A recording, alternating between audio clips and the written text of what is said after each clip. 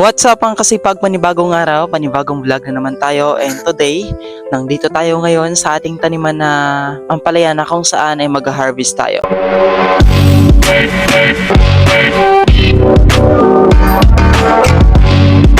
Kasama ko si Mama at kung nakikita nyo po sa ating likuran ay nag-harvest na siya. So ito na yung na-harvest ni Mama. So yun, tara na, samahan nyo ako makasipag sa pag-harvest ng ating ampalaya. Shoutout din sa ating bagong subscriber na si Fishing in Cooking Lakay, and sa ating old subscriber na si Bike Tayo 755. Maraming salamat sa laging panonood and thank you. Ayan guys, Ito mga kasipag, at kung nakikita nyo po nung nakaraan nating vlog, ito na yung kapid na kapid na ampalaya natin. So hinarvest ni Mama. So tatlo sila.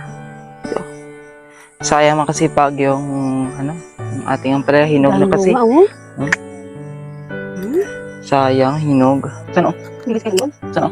Saan naman gusto ako? Hindi. Tarang. Makita na sana. Pag-vlog ko eh.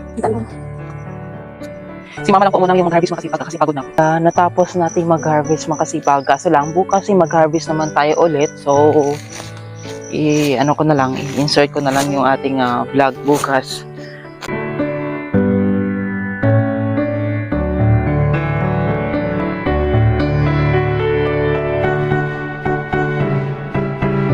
Good morning mga kasipag. So ito yung ating karugtong sa kahapon nating harvest. So today is the Sabado, and tomorrow ay magtitinda kami sa Dumalag Public Market. So samahan nyo kami makasipag sa pag-harvest natin ngayon. So kasama ko si Mama sa pag-harvest ng ating ampalaya. So marami naman yung naiwan kahapon na saktuhan sa size. The end. Ay, hindi yung paluto. Gimana na to? Ito ma.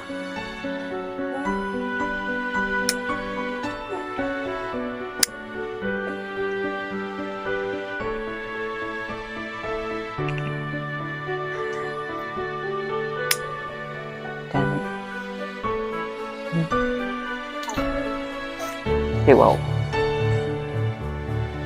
So ito makasipag yung ating na-harvest sa baba. And saktuhan sa size. Tamang-tama. Ayun na po makasipag, natapos nating mag-harvest ng ating ampalaya. So konti lang, mga siguro mga 5 kilo ma. Yes, 5 kilo yung ating na-harvest sa ngayon kasi kahapon nakapag-harvest kami ng 16 kilo.